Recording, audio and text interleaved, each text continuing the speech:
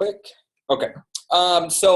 Welcome to another dev call. You guys can see something on the whiteboard over there, but maybe, I don't think it's anything important. Or maybe that's the secret to everything we're doing, and we're just, you guys just can't. You'll have to decipher it. So we got just a few things to talk about today.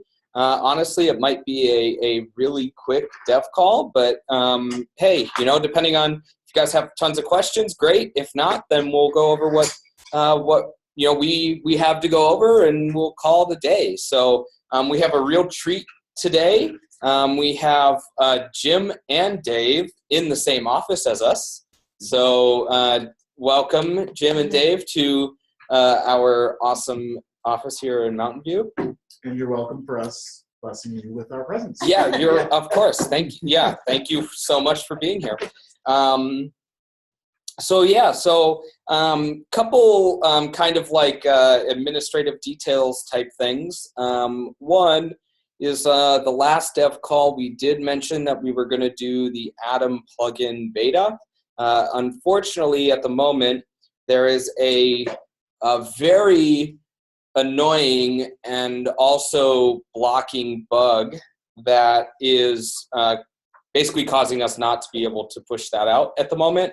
So unfortunately, the timeline on fixing that bug that we found, I was literally like about to send out the email to everyone who was in the beta and requested to be in the beta. And I was like 5 minutes from contacting you guys, and we found a bug that was really annoying. So unfortunately, there's no timeline on that right now, but we're still pushing forward. But at the moment, just kind of expect not to hear much about that in the near future. Do apologize about that, but again, we wouldn't even be able to run the beta if we gave it to you guys right now because it just wouldn't work. Definitely do apologize about that, but wanted to clear that up and let you guys know what the status of that was. Betas kind of suck sometimes. Sometimes they work, sometimes they don't. So this is one of those cases where they don't work.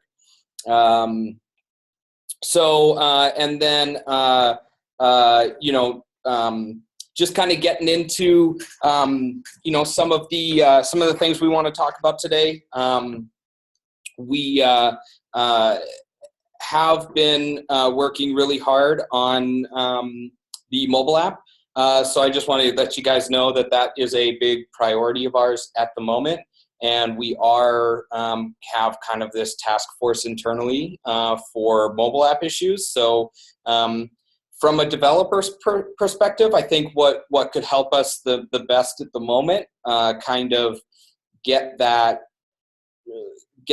working for your benefit and everyone's benefit to make the mobile app better is keep letting me know about issues and letting us know about weird, quirky little things that you see in the mobile app, because a lot of times, honestly, we don't use the mobile app the way you guys do, and having your eyes in what you guys are doing with the mobile app and trying to do with the mobile app and letting us know about that is key to us fixing those things. So, we in the last just to kind of give you an idea, in the last maybe 2 to 3 weeks, I think I personally have created about 30 tickets, and most of those are actually done and completed. So again, it has a very high priority at the moment. So if you have some issues that have been plaguing you for a while that maybe haven't been looked at, definitely let us know. It's a high priority, and we can definitely get that looked at and most likely resolved very quickly, depending obviously on what the issue is and how quickly, what the code fix is, so to speak. So definitely please keep that in mind. Let me know, send me, make a community post or send me a PM or anything along those lines, and we'll definitely take a look at it. So on that note, we're going to kind of get into what we're here to talk about today. We do have one kind of new feature that I'm pretty excited about. I know Jim and I have talked about it a few times, and it's really cool. So if some of you may not have noticed, but I'm going to go ahead and get the link here for you. But if you look in the changelog for the docs, there is a new feature that is pretty cool. And I'm going to share the link here in the chat so you all can see it. But basically what this is it's a way for you to pass data into a scheduler. And Jim, correct me if I am wrong on any of this stuff.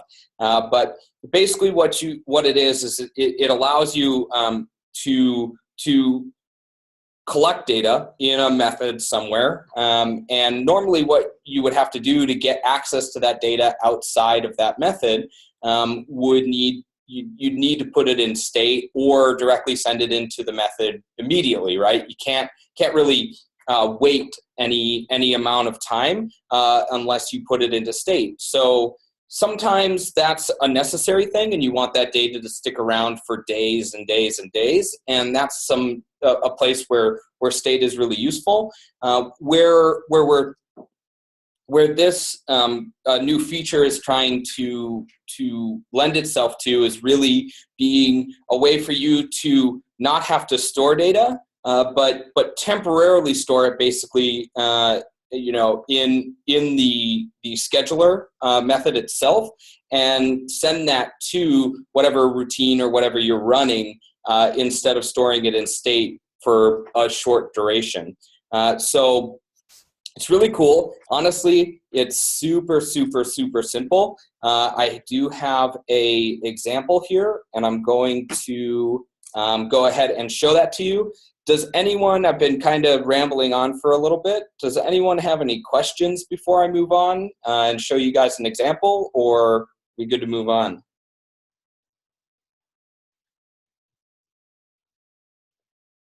Take that as we're good to move on. Cool, so let's see. We are going to, where is my, there's Safari. Okay, so can you guys let me know whether you can or cannot see that? Joyce, you can see it? Cool. So basically what we're looking at here is a really simple app that I have that basically just makes a call out to our GitHub repo and just takes the data and puts it into a map. In this case, it's in a state. But we're just trying to showcase how you can use this new feature. So if you look here, basically I've just got a simple HTTP GET, takes that response right there, puts it into a state in the form of a map, basically. Then we've got this run-in down here. I've got it set to 10 seconds. Obviously, for demonstration purposes, we're hoping we can get this 10-second run-in to work consistently. Not recommended. So this 10 seconds here is not me saying we're good to do 10 seconds anytime you want. So just putting that caveat out there. So again, we still recommend 60-second run-ins. And then basically we call this we call this method down here, and we take the state and we log it. So real quick, we'll just go ahead and show you what that looks like. So if we run this here, we're going to go ahead and, no, this is working 10 seconds ago. Of course, now it doesn't work on live when I'm live, but it should be working. Oh, you know what? I may have, let me log out and log back in. I may have, oh, there we go. So it's not like working on the, so hold on here. 1 second, everybody.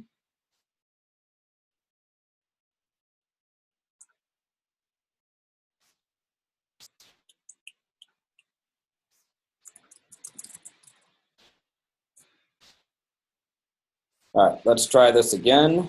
If not, we'll pop over to the other simulator. And everyone can see it, right? It's pretty clear? Okay, cool. So let's try this one more time here.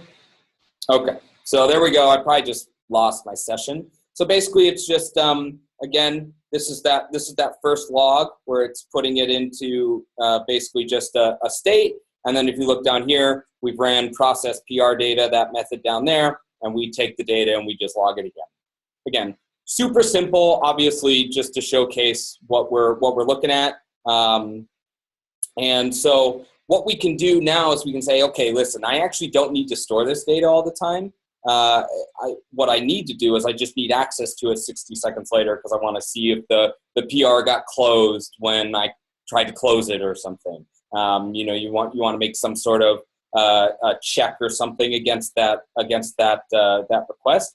So we can go ahead and basically take this and do PR data up here, and we'll define that as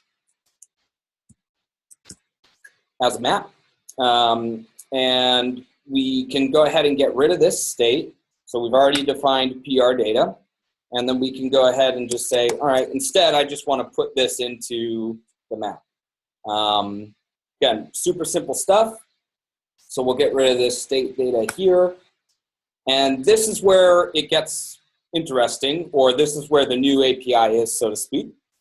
So what we have now is we have a new data option in the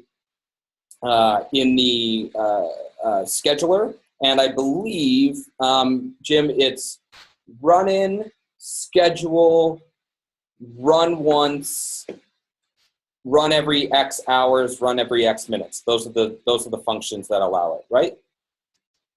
Yes. Okay, cool. So do we have any other schedule functions outside of that? We don't, do we? Those are all of them? Pretty sure that's all of them. Okay, but if there's one out there that we missed, it won't work for that one. But those are pretty much it. So when you actually pass it in as basically a map on its own. So we'll go ahead and create a map, and what we can do is basically say, hey, I want to send in data. I want to send in PR. Oops, I should type that correctly. PR data. So we send that in. Basically what's going to happen is it's going to run. 10 seconds later, it's going to send down to process PR data with PR data. So it doesn't include that data key. That data key is really just a storage kind of parameter based on the scheduler. So it won't send in the data key, but it'll just take the map that you put into the data key and send that through. So obviously now we have to provide it a parameter here to accept the data, and we can get rid of the state calls here. And obviously it's not PR data anymore, so we'll just do data. So now, if I did everything right, which I think I did, we should have the same result. The difference here is we're actually not storing data in state. So let's go ahead and clear this out. We'll hit install. And if we wait, 10 seconds, of course. But again, so really the nice thing here while we wait is not having to store something in state. And there you go. So same result, except we're not storing anything in state. So it's a lesser of an overhead on the database, which is always nice. And you're not sending a read to the database when you don't need to. And things are just a little bit more slicker and sleeker for everyone involved. So one of the things I think we noticed, Jim and I were talking not too long ago about Eve's what's the thermostat? Ecobee. So we were talking about the Ecobee stuff, and we saw that he was basically making a request to Ecobee, storing it in a state, and then taking that state and using it in a run-in 60 seconds later or something along those lines. And that would be a nice case for Eve to go ahead and not do that, and instead use this scheduler method that you can send data into the scheduler and not have to store it. So really good. really cool feature. Does anyone have any questions? Does anyone want to know any more details about how it works? Or, I mean, again, it's pretty straightforward, pretty simple, but any questions? Hey Tim, this is Ash. So by using this process, would it add any additional load on the scheduler at all? Because if you're storing it on the scheduler, do we have to be more careful about how often we use it, or is it recommended to use this more often than usual? You were a little hard to hear, so let me paraphrase just so that we make sure we got the right answer. But what it sounds like is you were asking if this is the recommended option now instead of putting it in state because it has less overhead over storing it in state. Is that a good paraphrase? Right.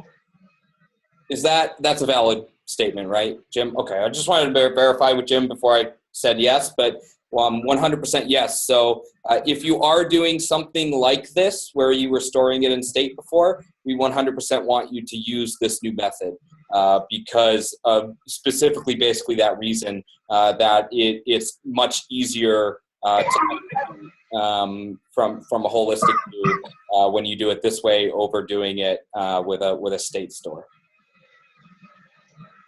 Should we expect anything? I mean, is there an expectation that the scheduler would get impacted if it's used too often, or there should not be any impact on the scheduler itself? Oh, so you're asking, again, it's hard to hear. You're asking, is there an expectation that we could harm the scheduler in some way if we store a whole bunch of data in there? Correct. Yes. Jim? No, and the data is limited, so the docs will tell you what the limit is. So if you try to use it and you exceed the data limit, it will fail right there at runtime and not create. I think it's 2,500 characters, if I remember correctly. Yeah, 2,500 characters. So again, obviously there's state has a different limit on it, and just be judicious about how you use it and when you use it. If you need to store more than 2,500, by all means, go ahead and do that if that's what you need to do. Just be judicious and be a little bit, thoughtful on when and how you use state versus this. If you have a scenario similar to something like I showed you just now. I imagine this also has to be maybe measured in milliseconds, but it's got to be more performant than using stage as well. I would totally agree, and I don't think we've measured that, but I would agree that it's more performant as far as a couple milliseconds for sure. Because you don't have to read the data, right? It's already there. That would be my theory, but again, there's no science backing that up. Any other questions, Ash? Or no, I think that's good. Okay, cool. Is there any other questions? Any other? At this point, we knew this was probably going to be a relatively short dev call. We do have one thing that we're like right on the edge of sharing with you, but we couldn't do it this week, and that'll be a little bit of a longer call. But Jim, you. Yeah, one other thing to note that may be of interest to those on this call is that the run every X hours, every minutes APIs are now available to device handlers. So previously they were only available on Smart Apps. So now the scheduling APIs are pretty much between Smart Apps and device handlers. So that's a great step in the direction. We have that parity across those two subjects. Ash, I just want to let you know I muted you because there was a lot of background noise coming through. But yes, Jim, good point. So run every X and run every X hours and run every X minutes was not available in device types before, and it is now. So yeah, like I said, we knew this was going to be probably a relatively short dev call, but we wanted to get this information out there. I will follow this up with a short blog post in the next couple days. Again, not going to be any new information, but if you wanted to have a blog post to read about it that might have some small additional details, keep a lookout for that. devblog.smartthings.com. And yeah, so any other questions? Any other questions regarding the mobile app stuff we talked about? Any other questions? Do you have any short and quick concerns? If not, then we're going to call it a day. I have a quick question. What is the best way to go about debugging on the mobile app? I.e., at the moment, the only thing I can think of is to send notifications. Hey, this is Jim. I would, unless you cannot be around logging, logging is still the best way, because then you can view it on your log and you're not, hassling yourself with notifications. But obviously, if you're not around your IDE or simulator, that's not the worst way to do it, because then you can get that. Outside of those two things, there's not a lot to do. Logging is the intended purpose, but if you want to know right now, no matter where you are, you could do that for yourself. Yeah. But logging only works on the simulator, doesn't it? No. No, it works. It works here. So if you look here, I'll actually share my screen really quick. Share my screen. Let's go to Safari. So if you look here and you go to live logging, I'm going to see if this will work because I'm on my work account. But if I come here and I actuate something,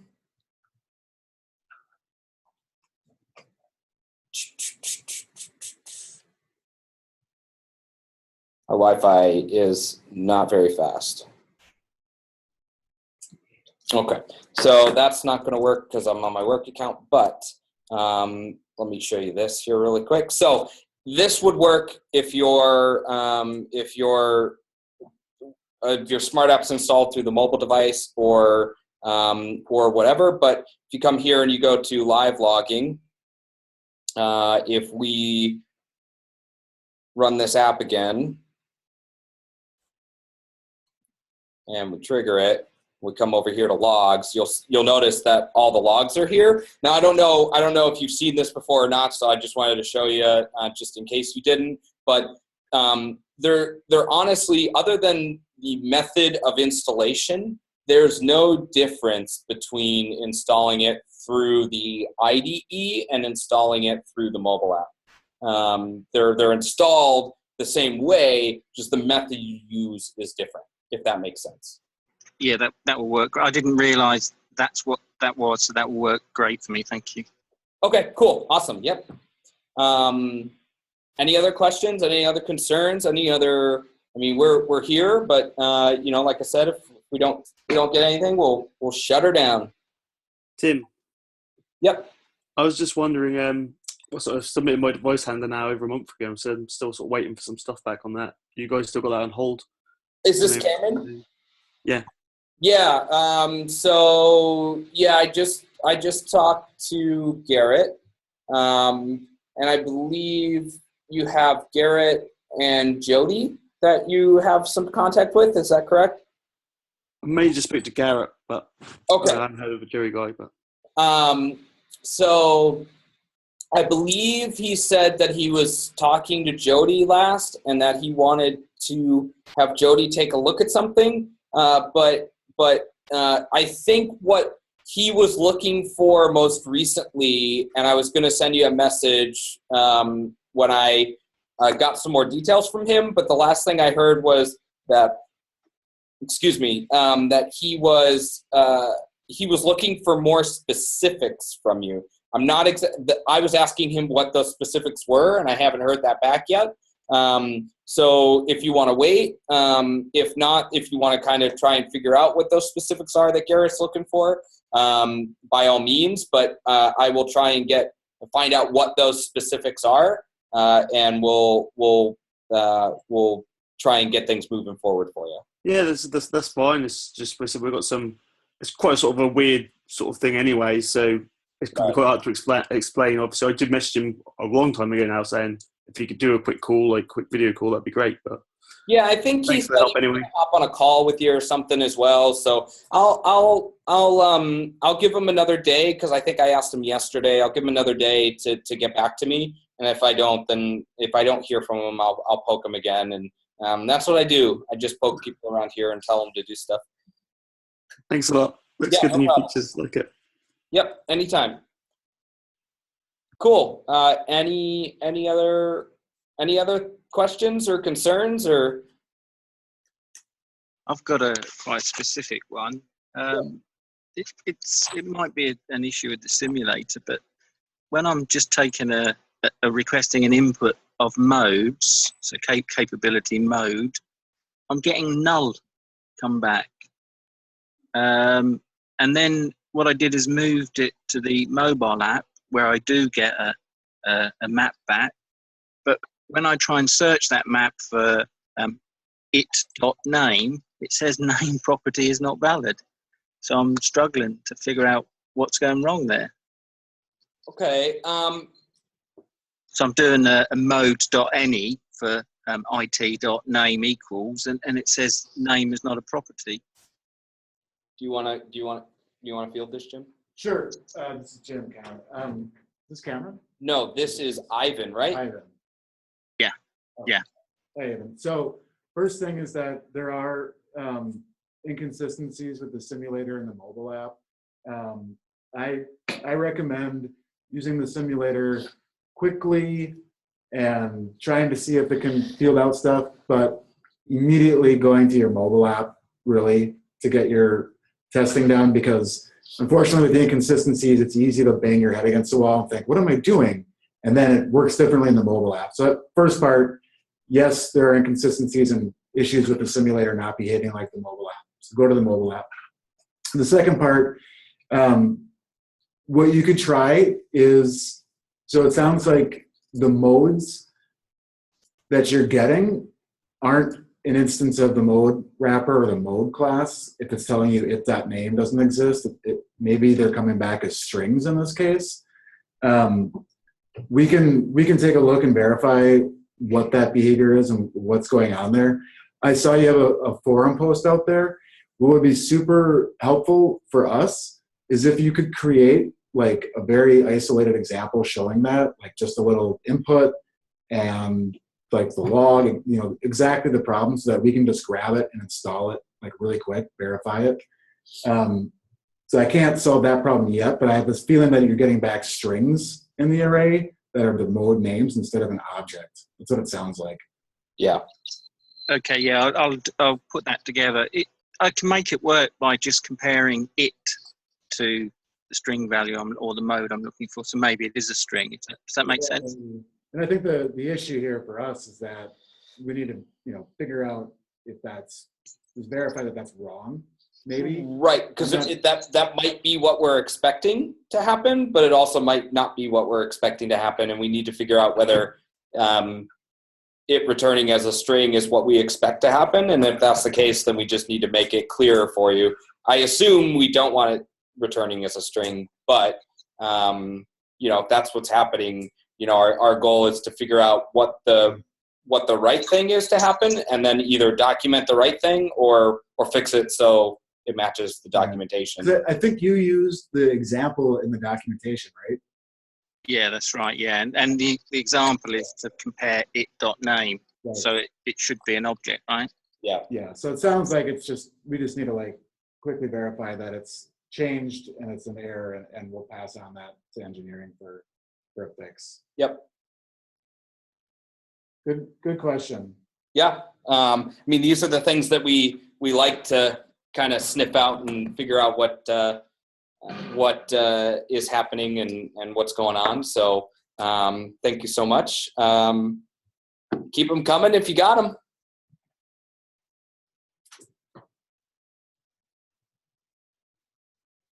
Okay, cool. I'm going to take the silence as we've answered all the questions in the world that you could have.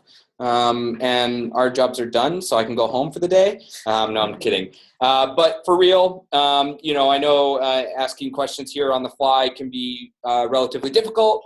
Sometimes to, 3 seconds after we get off this call, someone's going to go, oh, darn it, I forgot to ask about this thing or whatever. So we are available on the community.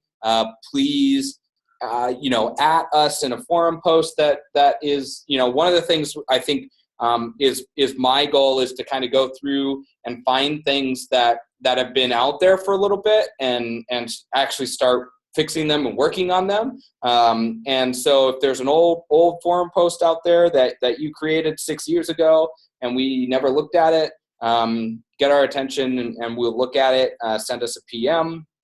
If you have any questions regarding the new schedule API, please let us know. We'll be happy to go over that with you or give you more details. Mess around with it. If you have questions, you can't get it to work, again, let us know. And as a gentle reminder, definitely let us know about any sort of scheduling or not scheduling, sorry, development issues with the mobile app, things that may be working at iOS but not in Android and vice versa, things like that. Little weird, quirky things that only you guys will find really help us out. So with that, thank you very much for giving us a half hour of your time today. And we'll see you again in a month. And hopefully we'll have something really awesome to share with you guys. So thank you, everyone, for joining. And everyone have a good month until we see you next month. Thank you. All right. Thanks, guys. Bye-bye.